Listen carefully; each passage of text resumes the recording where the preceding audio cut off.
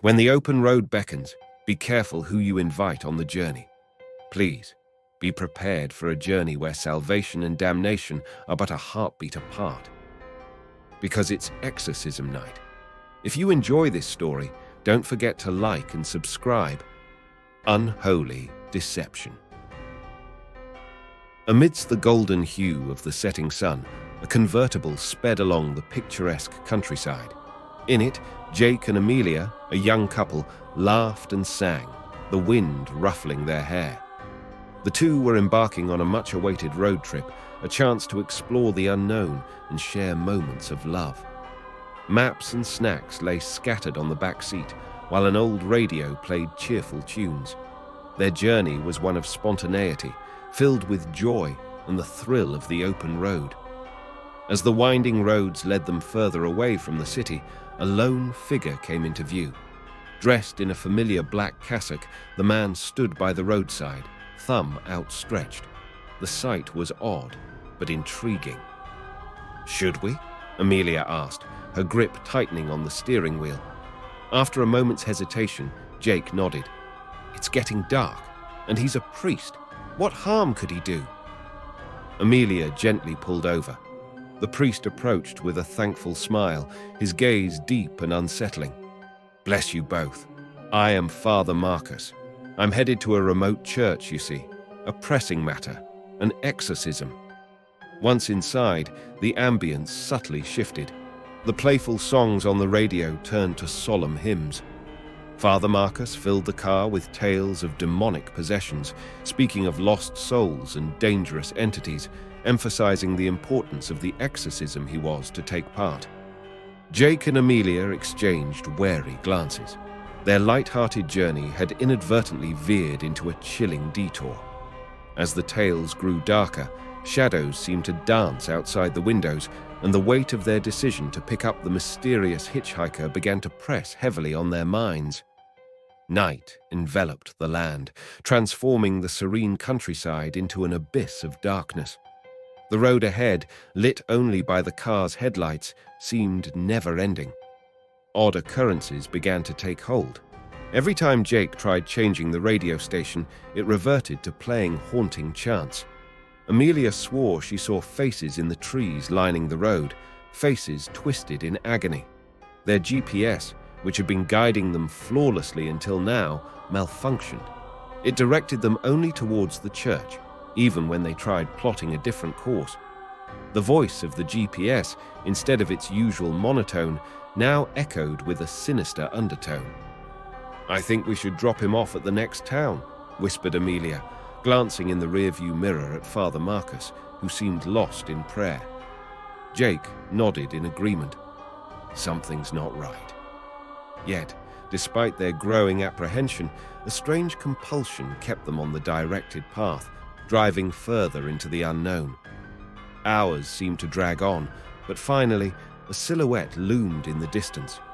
It was the church, though it bore little resemblance to the houses of worship they were familiar with. It stood alone, a once majestic structure now crumbling and shrouded in mist. An eerie silence surrounded the area, interrupted only by distant, haunting whispers. As they neared, they noticed another figure inside the church. An older priest, his robes dirtied and tattered, stood over a young girl, no more than 11. She writhed on the ground, her eyes white, her mouth emitting a cacophony of voices. The older priest, clutching a silver cross, chanted verses in Latin, beads of sweat dripping from his brow. Father Marcus, upon seeing this scene, broke into a sly smile, one that sent shivers down Jake and Amelia's spines. They realized that their journey had taken them to a place they never should have ventured, and the true nature of their hitchhiker was about to be revealed. Father Marcus, without a word, made his way towards the ongoing ritual. Curiosity, despite their fears, compelled the couple to follow stealthily, maintaining a safe distance.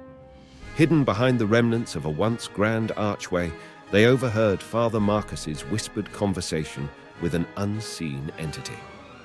"The time is now," he hissed. "The vessel is ready, and with my assistance, she will be ours." His intentions were clear. The hitchhiker, who had presented himself as a beacon of faith, was there to strengthen the demon's possession, not free the innocent child from its grasp. The realization hit Jake and Amelia like a freight train.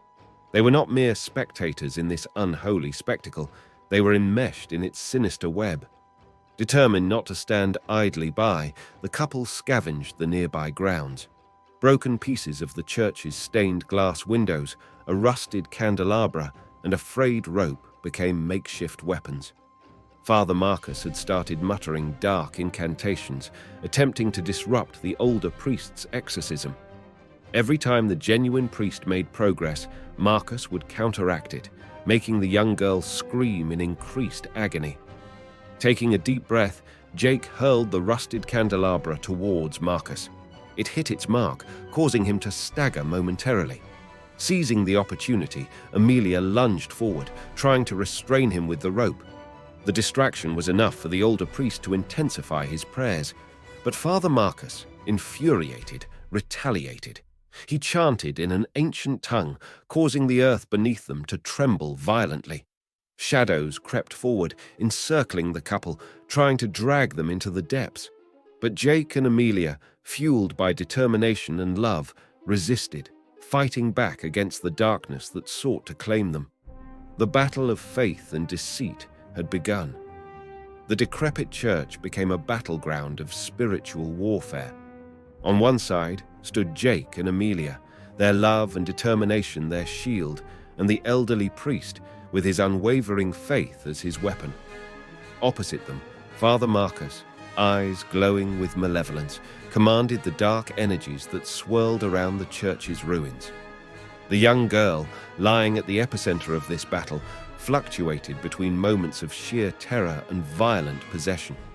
Her contorted form was both heart-wrenching and horrifying as two entities, one human, one demonic, fought for control.